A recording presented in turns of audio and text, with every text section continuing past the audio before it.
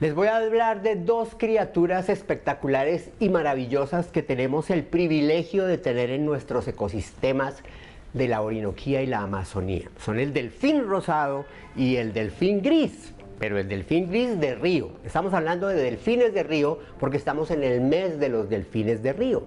Hay 8 especies en el mundo, de las cuales 4 están en nuestras cuencas de la Amazonía y la Orinoquía.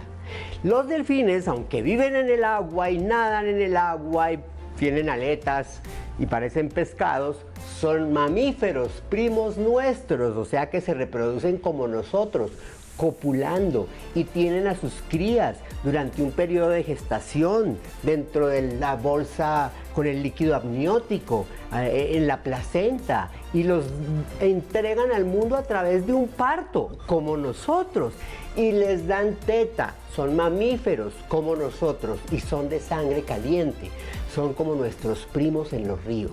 Pues muy bien, estos primos nuestros sufren y están en peligro por la pesca incidental, por la cacería, por la contaminación, por el cambio climático y por perturbaciones auditivas. Ellos se mueven a través de estos ríos que no tienen casi visibilidad gracias a su oído, que les da un mecanismo de ubicación a través de ondas. Pues déjenme contarles que en el 2019, unos de esos héroes del medio ambiente, científicos de WWF, Fundación Omacha, Colombia, Fundación Mamiragua y Solinia, se unieron para hacer un conteo de estos mamíferos, de estos cetáceos, en un tramo de casi 1000 kilómetros del río Amazonas entre Perú, Colombia y Brasil. Pues muy bien, lograron contar 484 ejemplares de las dos especies, con una menor concentración en la parte brasilera, y advirtieron, después de su expedición, de otros graves peligros, como son los golpes y las heridas que le pueden causar a estos hermosos animales las hélices de los barcos y las lanchas y todo tipo de embarcaciones que se mueven por este río que es como una autopista. Pues muy bien, la buena noticia, y para darla en estos días, en este mes que celebramos el mes de los delfines de río, es que más allá del conteo y la advertencia del peligro, este esfuerzo no se quede ahí, sino que a partir de este año 2022 se inicia un plan de manejo de estas especies para protegerlas en las cuencas del río Amazonas y del río Orinoco. Esperemos que sea así y que sea un plan sostenible con el tiempo y que logremos salvar y mantener esta especie que es un ícono de nuestro río Amazonas y que tenemos el privilegio de tener acá en nuestros ecosistemas. Bueno, voy a hacer una pequeña aclaración y me perdonan para los que esta información sea redundante, pero tal vez muchos no lo tienen muy claro. Y es que hay delfines de océano, delfines de mar, y delfines de río, o sea, de agua dulce, dentro de los que está el delfín rosado. Hay 8 especies de delfines de río, y dentro de esas 8 especies, 4 están en las cuencas del Orinoco y del Amazonas, o sea, estamos hablando de nuestro país y los países vecinos como Brasil, Venezuela y Perú. Podríamos decir que hay como 2 grandes grupos, el delfín rosado y el delfín gris de río, de nuestros ecosistemas. Pero, a ver, ¿y en qué se diferencia un delfín rosado de un delfín gris? ¡Oh, en que uno es rosado y el otro es gris! Pues no, ambos son rosados y ambos son grises. Vamos a ver, este es el delfín rosado. Es un delfín más corpulento que evolucionó de sus primos del océano hace más o menos 1.5 millones de años. Es un delfín que tiene las aletas pectorales más grandes, que le permite maniobrar más fácilmente en los ecosistemas de ríos que están llenos de raíces de árboles, de vegetación, de esa parte de la selva que se inunda en el invierno y se seca en el verano. Además, no tienen fusionadas las vértebras de su cuello, lo que hace que, a diferencia de sus primos del mar, que no pueden hacer esto, solo esto, los delfines rosados pueden girar su cabeza y eso les facilita capturar muchas más presas en el ecosistema donde ellos viven.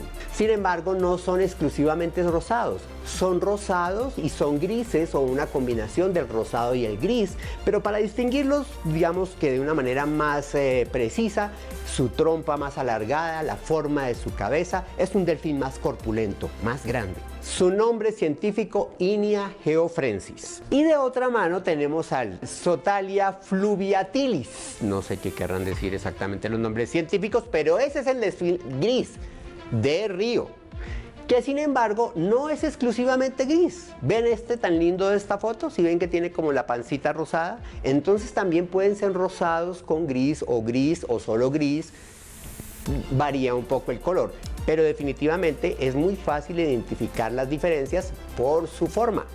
Son más pequeños que el delfín rosado y se parece mucho más al delfín de mar.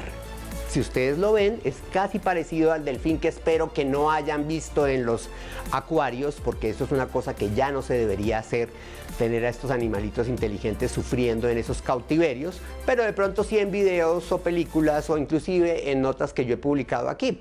Ellos están hace mucho menos tiempo en los ríos, se calcula que entre 700 a 500 mil años que están ellos en los ríos. Forman grupos de hasta 30 delfines que se agrupan en las partes más profundas donde los cauces de los ríos forman lagos, por ejemplo. Tienen las vértebras del cuello fundidas, al igual que sus primos de mar, así que no pueden hacer esto, solo esto. Son igualitos, si ustedes los ven son muy parecidos a los delfines de mar, solo que están totalmente adaptados a las aguas dulces de los ríos, y en nuestro caso pues hablamos de los delfines rosados y grises que están en las cuencas del río Amazonas y Orinoco, como les decía antes, compartiendo con los países hermanos de Brasil, Venezuela una parte, Perú, Colombia. Bueno, estas son las diferencias entre el delfín rosado y el delfín gris del Amazonas o de río, digámoslo. ¿Lo sabías? Gracias a todas las personas que están luchando para salvar a estos delfines, como es el caso de la Fundación Omacha, con todo el trabajo que han hecho para contabilizarlos y sobre todo para organizar a partir de este año un plan de manejo del delfín de río de las cuencas del Orinoco y el Amazonas. El dólar en 4.950 pesos y Petro sale a aclarar y a recular, o a aclarar o recular. El caso es que la senadora Paloma Valencia le mandó un tuit diciendo que la prohibición del petróleo tenía disparado el dólar, en lo cual hay una gran falsedad porque aquí no se ha prohibido todavía el petróleo, pero hay una verdad porque las decisiones sobre los hidrocarburos de Petro y los anuncios han contribuido con el alza al dólar. Ahora, por enésima vez, no es el único factor, son tres factores: las políticas y los anuncios en cuanto a la inversión extranjera en petróleo de Petro, y uno particularmente en el que dice que no se permitirán nuevos contratos de exploración ni perforación, y uno que le está causando daño a todo el mundo y del que al principio se hablaban pero ahora ya no hablan, y es la inflación en los Estados Unidos, que tiene disparado el dólar, inclusive en Inglaterra. El Reino Unido está padeciendo, también allá se está devaluando la libra esterlina por la subida del dólar. No es solo Colombia y no es solo Petro.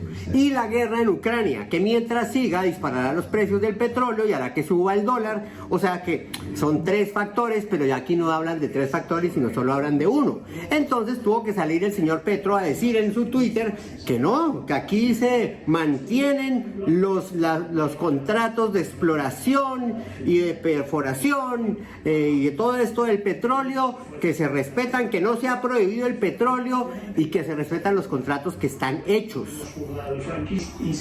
El meollo del asunto está en que una de las políticas ambientales de Petro, que era descarbonificar nuestra economía, implicaba lo que él ha dicho, y lo ha dicho su ministra de Minas, que no va a haber nuevos contratos de exploración. Y cada vez que salen a decir que no hay nuevos contratos de exploración, exportación, pues ha habido picos de subida en el dólar. Además que su ministra de Minas a veces como que es que no logra explicarse muy bien. Entonces ya han tenido que salir a decir que no, que inclusive hay 3 nuevos sitios de yacimientos de gas y que los celebran. Y la ministra inclusive ha salido a decir que ha aumentado la exportación de petróleo gracias a ella. Y hay gente que dice que no es gracias a ella, es gracias a la reactivación normal de la economía. El asunto, mis queridos, es que no sé qué va a hacer el señor Petro, porque sí, una de sus campañas, de políticas de campaña que muchos aplaudimos es la del medio ambiente y tratar de descarbonificar la economía. El problema es que o no contaba o no lo previó o a ver, él no veía venir. Esto no fue que se anunció ahorita, hace meses que se está viendo que se viene una recesión mundial. Le va a quedar difícil cumplir eso que muchos nos soñaríamos ambientalmente, porque es que vivimos extorsionados por la industria petrolera. Vuelvo e insisto, ¿cómo es que Colombia depende solo del petróleo siendo un país agrícola? Lo que sí les digo, y no quiero ser ave de mal agüero, es que muy probablemente el señor Petro salga y apacigüe los ánimos y diga inclusive que pueda aceptar nuevos contratos de exploración petrolera. Pero no creo que eso vaya a apaciguar mucho el dólar, porque lo que están desconociendo y de lo que no están hablando ahora la senadora Paloma Valencia y algunos medios, y eso dejaron de hablar de eso, es de la inflación en Estados Unidos y la guerra en Ucrania. Y tristemente eso va para largo. Se viene una recesión mundial, no en Colombia, mundial. Y eso tendrá que cambiarle su plan de gobierno al señor Petro, pues porque estaremos entonces clavados en lo urgente y lo importante será para, yo no sé, pero mientras sigamos extorsionados mundialmente por la industria del petróleo, nos van a ser imposible tratar de cambiar a energías más sostenibles y amigables con el medio ambiente y parar este calentamiento global. Pero con esta vaina del dólar disparado en todo el mundo, pues la gente tiene que pensar en qué tiene que comer el día de hoy. Ella no puede pensar mucho en el futuro. Qué tristeza, ¿no? Y eso sí, el que ha salido a brillar como el más moderado, ¿no? Y el más inteligente en esto, el menos visceral, es el ministro Campo, el ministro de Hacienda. Ojalá le pararan un poco más de bolas al ministro de Hacienda, sin traicionar el plan de gobierno que este hizo, pero de hacer las cosas de una manera más inteligente y menos visceral y un poquito menos arrogante. Hablemos de corruptos, que pareciera una especie que este país produce en masa.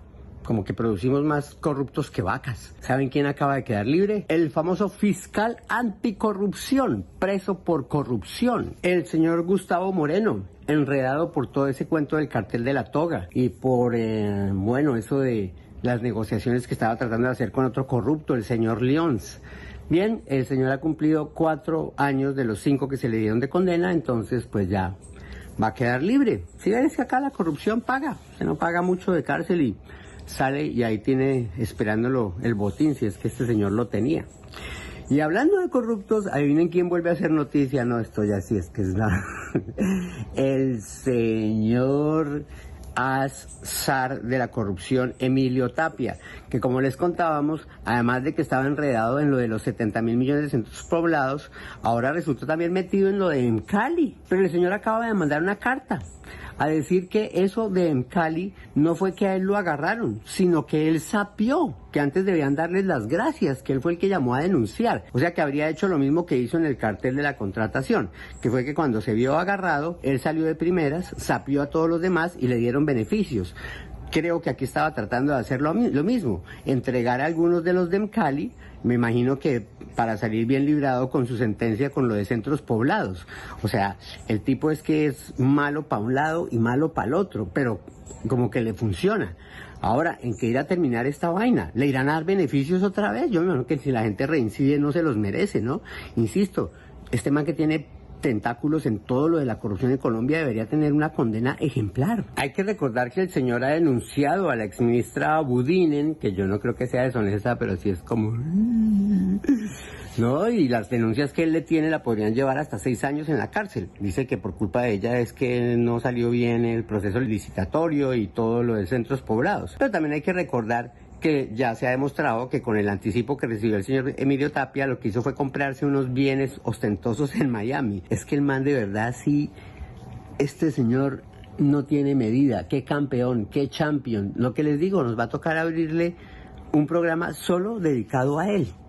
Ese man debería, no sé, arrepentirse de todos sus pecados, pedirle perdón al país, devolver parte de esa plata para los pobres, a la gente que sufre cuando se roban todo eso, y convertirse en un señor bueno que asesorara a las autoridades para agarrar corruptos como él y les explicara cómo es el tejemaneje como el que se roban la plata. ¿Se imaginan? Que pasara a ser un asesor así, sí, listo. Porque como igual lo vamos a ver en libertad por ahí en otras 2 o 3 años, pues que el man se pasará al lado bueno. Que se gaste, que se guarde la mitad de lo que se ha robado, entregue la otra mitad. Y empezar a decirles, miren, es que, por ejemplo, lo que está haciendo el senador Castaño es así, yo sé, porque eso lo hacemos siempre así, así, así, así. Y se volverá un colaborador, asesor de la justicia colombiana. El señor Tapia, tan colaborador con la justicia, dice en su carta, y lo cito, abre comillas, tales hechos objeto de imputación fáctica y jurídica fueron puestos en conocimiento de la Fiscalía General de la Nación precisamente por el suscrito ciudadano en su primera declaración, una vez vinculado dentro de la investigación iniciada para la celebración de contratos entre el Ministerio de las TIC y centros poblados, dice la carta de 5 puntos firmada por Tapia. Debo recordarles que Emilio Tapia fue condenado a 17 años de cárcel por el carrusel de la contratación de Bogotá, pero eso ya todos lo sabemos. Esto no es nuevo. Esto ya se había dicho, pero parece que por fin le van a meter diente. Y esta podría ser la olla más podrida de las ollas podridas de este país podrido de la corrupción, que eso ya es mucho decir. Empieza con la Dirección Nacional de Estupefacientes. Y es que en algún momento, cuando empezaron a caer los capos del narcotráfico y se les empezaron a hacer extinción de dominio a sus pertenencias y no, pues imagínense la cantidad de billones de pesos incautados a estos personajes en carros de las marcas más costosas del mercado, hemos dicho Lamborghini, Ferrari, Porsche, lo que usted quiera, fincas estrafalariamente grandes y además súper engalladas, apartamentos de lujo, lo que usted quiera, ¿no?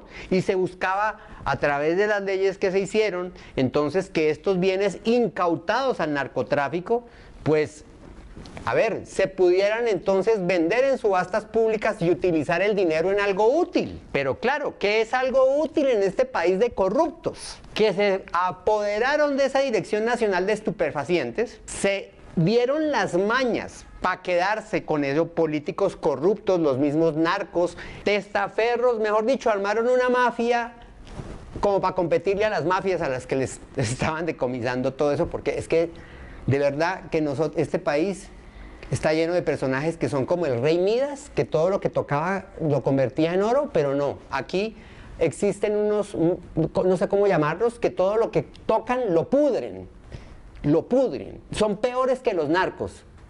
Estos corruptos de miércoles son peores que los narcos. Este esperpento de la Dirección Nacional de Estupefacientes, cuando el gobierno de Santos, entonces, vieron la podredumbre tan berraca, eso al final creo que solo hay 2 capturados, con todo lo que está por ahí enredado, perdido, lo que ustedes quieran, y lo convirtieron entonces en la SAE, una vaina nueva, Sociedad de Activos Especiales. No alcanzaron a quedar la SAE y ya venía podrida. La SAE tiene a su cargo la bobadita de 1.900 sociedades y 28.000 inmuebles. ¿Saben cuánta platica es eso? Pero desde que era la Dirección Nacional de Estupefacientes se ha visto cómo estos personajes podridos políticos, ya no son unos narcos, son políticos, funcionarios públicos, corruptos de carrera, se han dado como buitres a la rapiña de tratar de quedarse con esos bienes inmuebles y lo han logrado muchas veces. Y ustedes saben tan podrido que está esto que no hay nadie, mejor dicho, prácticamente hay dos en la cárcel.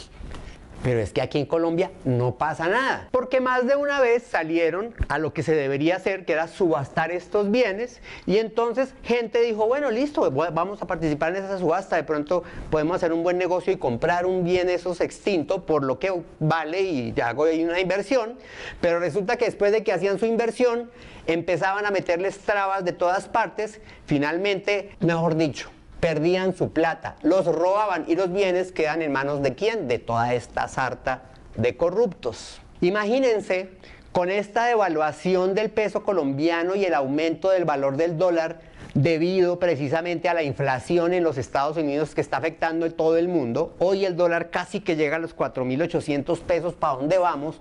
Imagínense lo bien que nos caería que esos 28.000 bienes y 1.900 sociedades se pudieran de verdad liquidar y esa plata le entrara al gobierno para alguno de los puntos que quiere arreglar. De pronto nos ahorraríamos parte de la reforma tributaria, no sé, pero es que es un billete larguísimo. Pero ¿cómo es posible, carajo, que después de tantos años no se haya podido llegar a engrasar bien el mecanismo por el cual esos bienes que son ahora del Estado por extinción de dominio se puedan utilizar, vender como debe ser? No se ha podido porque los corruptos no dejan. ¿Quién sabe cuánto? O sea, las marañas que debe haber ahí detrás. Pero bueno, don Petro acaba de poner el grito en el cielo. Como les digo, esta denuncia no es nueva, pero por lo menos este man dice que algo va a hacer. Y dice que algo va a hacer en equipo con el fiscal Barbosa. Dios mío, no me voy a reír. Con el fiscal Barbosa. Esperemos que el fiscal Barbosa nos demuestre que es uno de los hombres mejor preparados de Colombia y el mejor segundo cargo del país. A ver. Uy, sería maravilloso. Mejor dicho, retiraría muchas cosas que he dicho del fiscal Barbosa. Si por fin se logra aclarar y se logra limpiar esto que era la DNE y ahora se llama la SAE. Porque es que de verdad no hay derecho.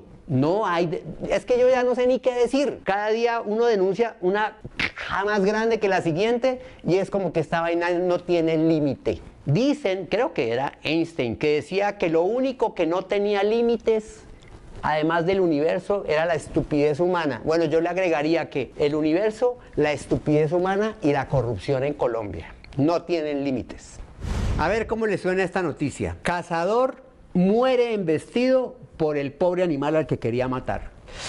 Uy, algunos dirán, uy, justicia cósmica por ir a matar los animalitos.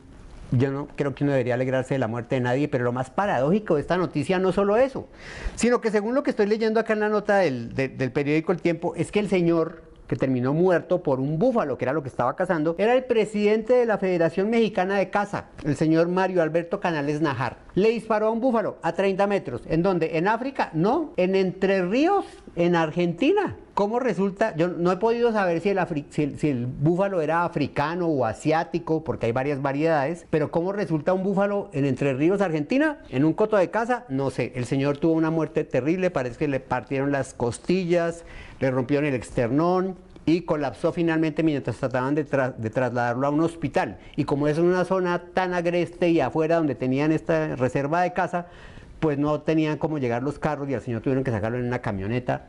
Y como digo, no deja de ser una triste ironía que el presidente de la Federación Mexicana de Caza muera embestido por el animal que quería cazar. A mí me parece que la cacería, que en el pleno siglo XXI la cacería deportiva ya no debería existir. Matan a un animal para colgar la cabeza como trofeo. Pero los cazadores que practican esto defienden y dicen que es que la plata que ellos gastan, porque tienen que pagar. Este señor había pagado creo que $500 por el derecho de ir a matar al pobre búfalo. Pero ellos dicen que es que con esa plata se protege y se reproducen a esas especies. A mí me sigue pareciendo como... Pero en fin, ahí está la controversia. Yo digo que la cacería a estas alturas de la vida solo se justificaría como en el caso de la pesca artesanal y en el caso de tribus que viven en regiones alejadas como los Inuit al norte de Canadá, que todavía cazan muy poco solo para su manutención, para nada más, nunca, o sea, mantienen el equilibrio en la naturaleza como cualquier otro miembro de la cadena alimenticia. Pero bueno, cada uno de ustedes tendrá su opinión. Muy triste por la familia del señor Mario Alberto Canales Najar, pero bueno, ¿qué opinan ustedes de la cacería deportiva?